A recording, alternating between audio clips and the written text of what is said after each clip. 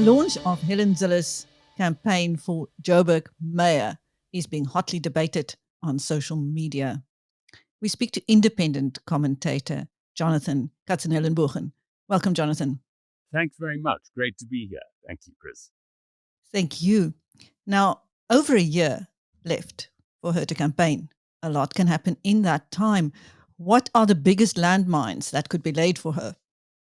I think they're laying the landmines already. If you listen to the talk shows, there was one that was quite controversial, and it's all over social media.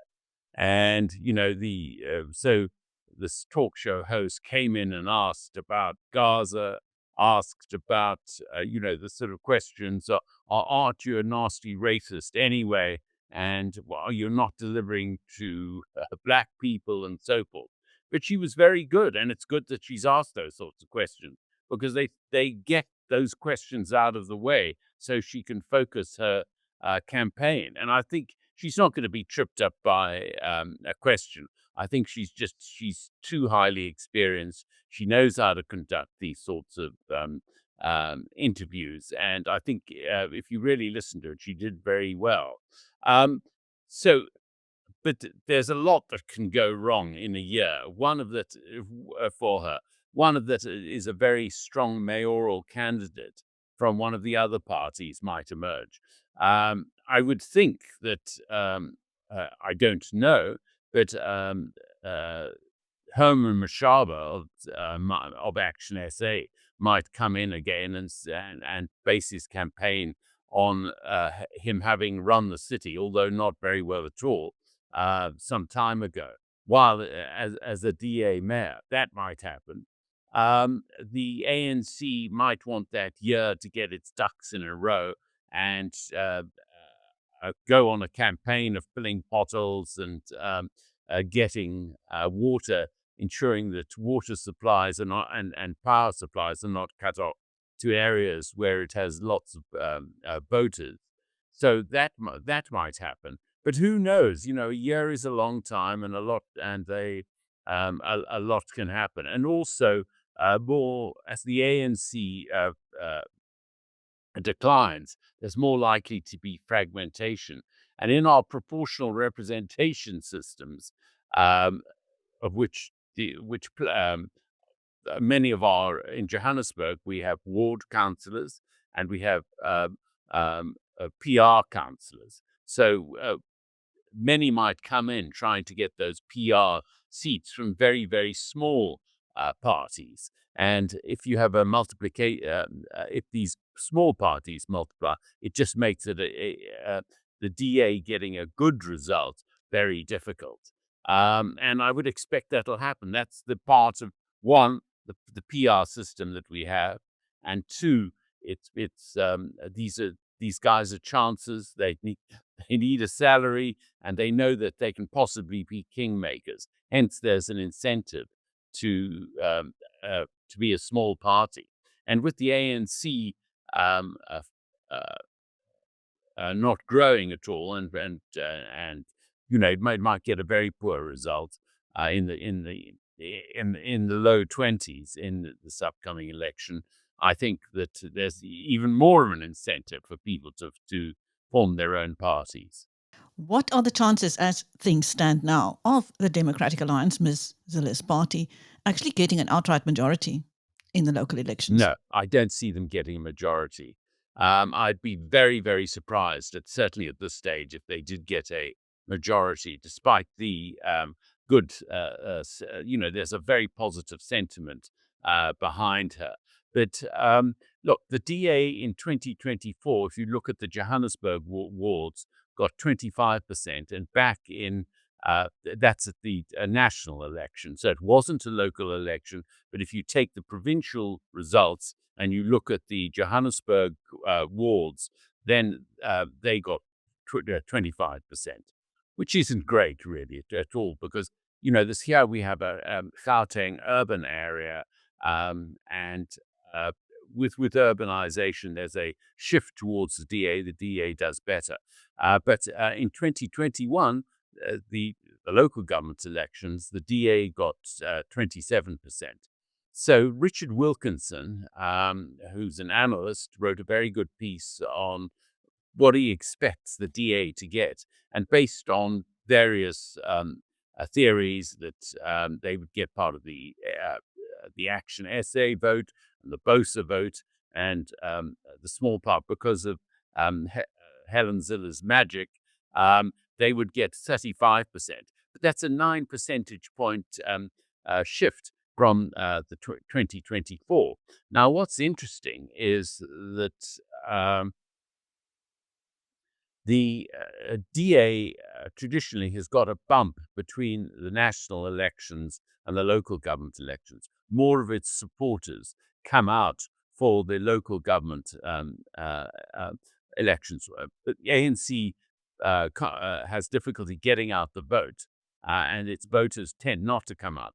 DA voters tend to come. But this bump up for the DA has been decreasing quite substantially. It went from uh, last the last election, 2021, it was only 1% increase, whereas before it had been a 7 percentage point increase. So in the election of 2016, so that's really quite a substantial difference. And if that holds, they might not do well. So Richard Wilkinson thinks that they could get a 9 percentage point increase at the most, and that would be take them to 35%, which would mean that they'd have to form a coalition with probably the ANC that he expects to get 23%. So the ANC could be kingmaker here. But it's a long way to go, and as you the further away from polls you are, the more uh, the more error that the polls will have in the reflection of the final results. Although polls are a snapshot in time, so it's a long time. She's got a lot of work to do. And she's got the advantage of enormous name recognition, and the DA, by just putting her in the field, is saying we're serious about turning around Johannesburg. It's one of the biggest problems that we have. And I don't see that the city of Johannesburg will be able to suddenly improve service delivery in the 3 months before the election or so. But if Ms. Zille ends up, or the DA ends up in yet another coalition with the African National Congress, how will it affect her ability to keep her promises? Good question. This is going to be very problematic. Johannesburg is basically the city of Johannesburg is a patronage machine. Okay. The staffing has gone up by 84% over the past 13 years. That's absolutely enormous. And one of the problems is that they have to cut the staff to turn around the city. There's no other way. It won't do that alone. Won't do it. But it's a necessary but not sufficient condition. But I think that it's and the ANC is going to say no to its cuts. After all, many of them are its cadres. So standoff number one. What does she do? So it's very problematic. It's worthwhile trying, and but it's going to be very, very difficult. And they'll say as soon as she starts cutting dramatically, what they'll do is they'll say, okay, we'll go to the fellow comrade parties, the EFF and MK, and they can form, and the ANC can very easily form a doomsday coalition with them, although it will be very fractious.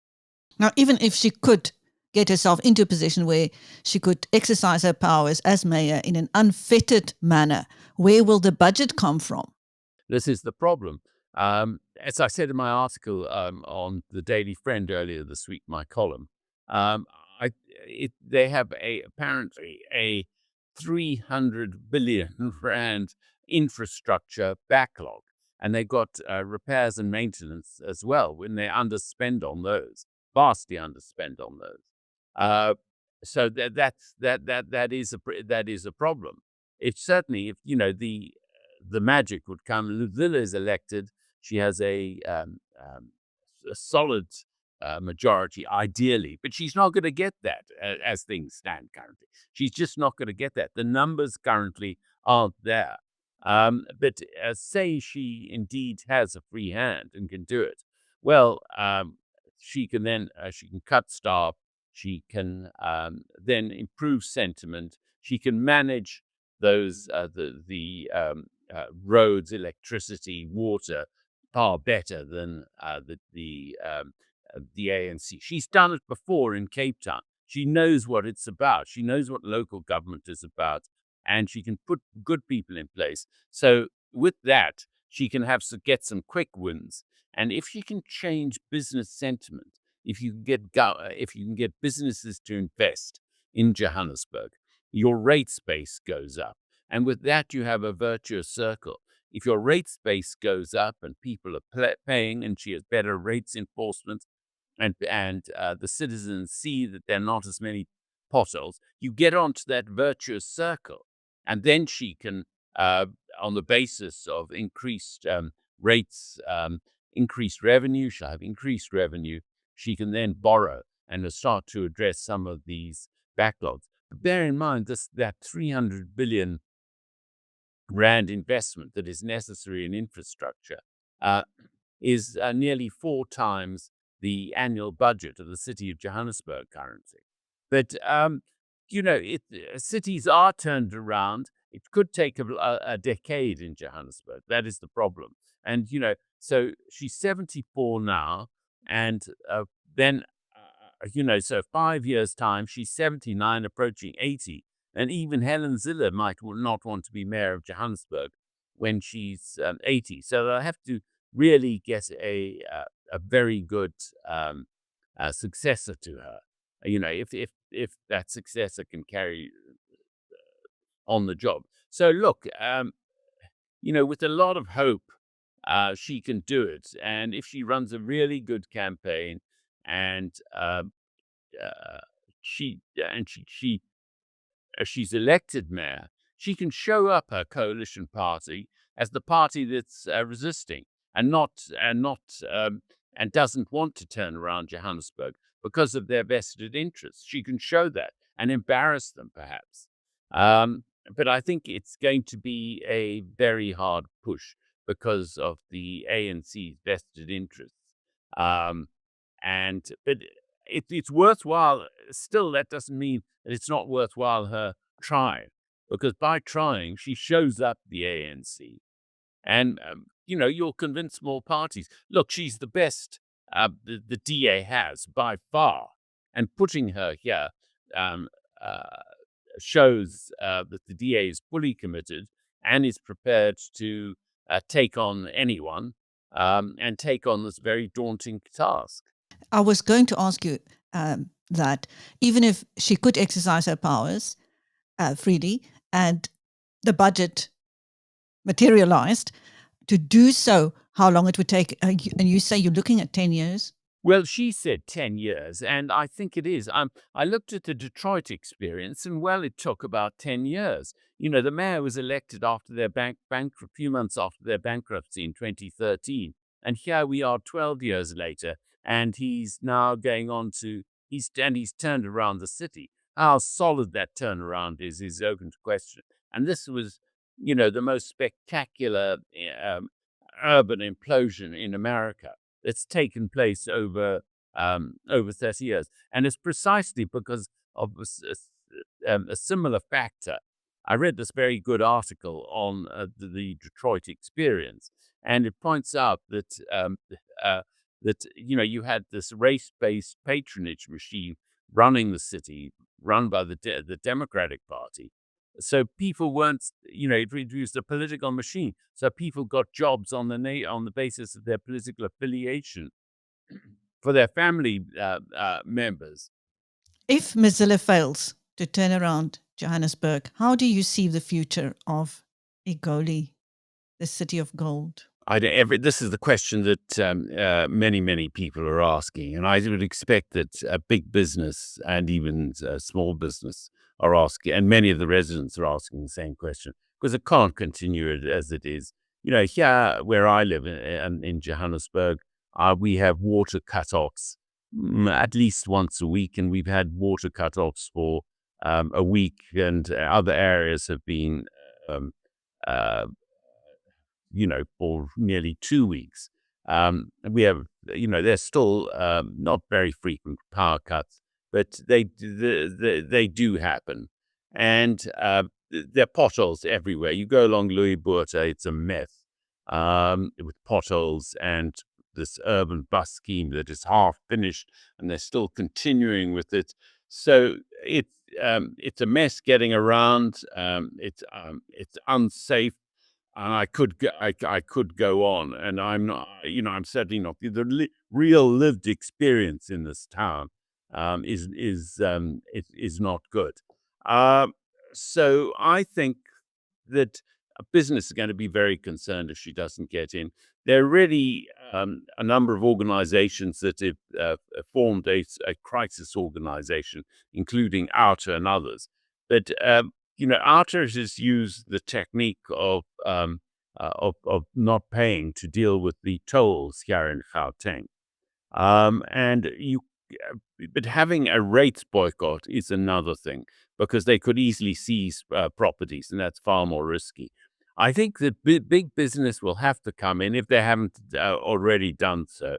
Um, but with and and confront the council, confront the mayor, confront the ANC and the cabinet, and say, basically, this can't continue.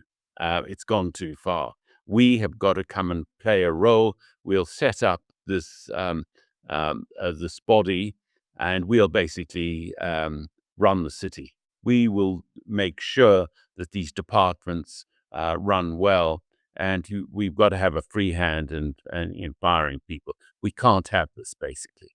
And I think that it might, if the council were to hand over, and the city itself hand over key aspects of administration to business, and what they could do is they could get, National Treasury now has some leverage over the city because they help pay that enormous Eskom bill. So they could. And I think there's also a World Bank loan to various cities, so there's leverage there, and but they could make it across the board. It can't continue.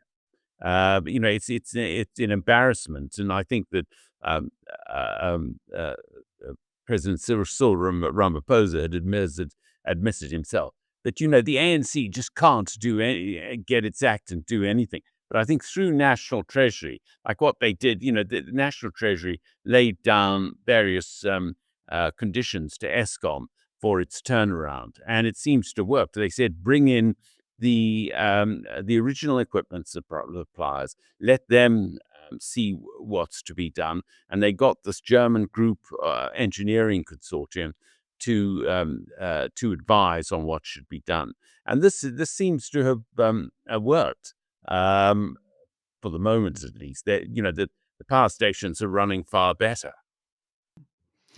Thank you. That was independent commentator Jonathan Katzenellenbogen speaking to BizNews about the future of Johannesburg. And I'm Christine.